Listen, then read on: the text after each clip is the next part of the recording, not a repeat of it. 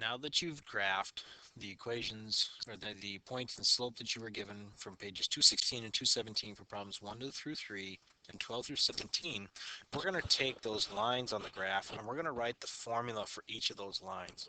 So we're going to write a slope-intercept equation since we have now graphed the point and the slope. So here's the very first point and slope that I used in the last video that you watched, and I have my line here. So I have my 2 points, I've got my line, and I've got my slope. So we're supposed to write an equation in slope-intercept form. The nice thing about slope-intercept form is I have a specific formula for that. Let's write that formula down. And as you do this, you're going to take your graph, just like I have my graph here. I want you to, beside each graph, as you do it, we're going to write the slope-intercept formula. So I have written now y equals mx plus b. M is our slope, and b is where we begin. So let's take a look at how we're going to write the equation for this line. I was given this point and the slope m of 5. All right, to write my equation, write the formula down first. It will be a guide for you. It will help you get your equations written down. So now I'm going to start, and I'm just going to plain and simply write y, and I put equals. What was the slope we used? What were we counting by when we used this line? The slope was 5. So m was 5, and I'm just going to take and write a 5 here. X is just plain and simply written there. I'm going to count by 5s so many times to put dots on this graph. B stands for where you begin. Where we begin, all lines are considered having begun on the y-axis. When we go to the left, the line is going backwards. When we go to the right, it's going forwards. But they all start on the y-axis. So I want to find that point where the line crosses the y-axis, as we did with our arithmetic sequences. What is the number for the dot where this line crosses the y-axis? If I count the spaces going up, 1, 2. That's a positive 2. So I will say plus 2. So the equation then for this line is y equals 5x plus 2. It starts at plus 2 and it counts by 5s. So if I wanted to extend this line out, I would have my start at 2 here and I would count 5 more up. 1, 2, 3, 4, 5, and over 1, and I'd make another dot here. And this line would run right through that dot. So I'd have another dot right here.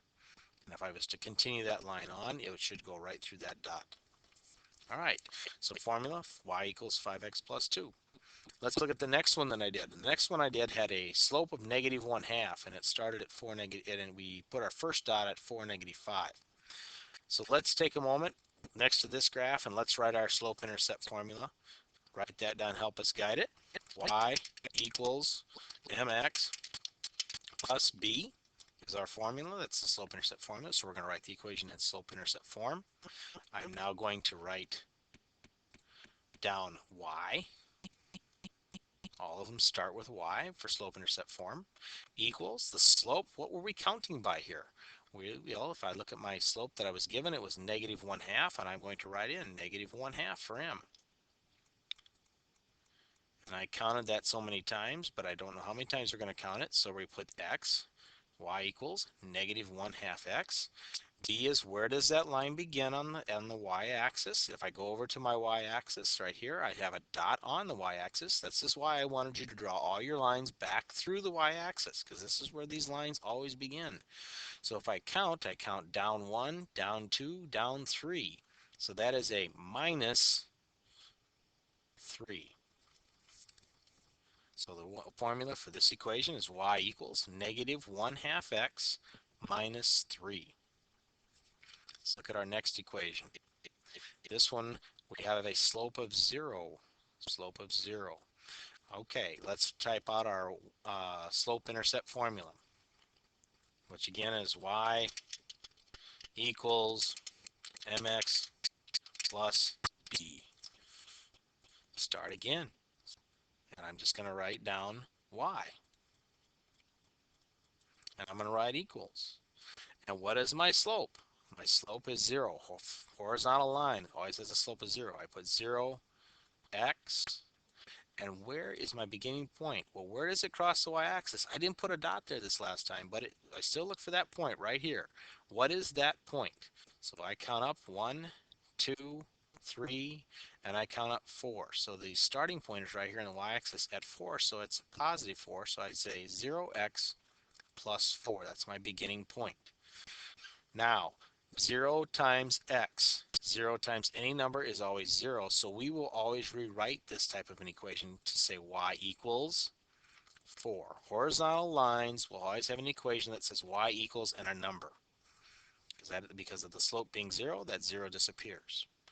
All right, the last one that we did was this one. We were given the y-intercept with slope of 2. So we have a dot here down at -3, and we had a slope of 2. So let's write out our slope-intercept formula again.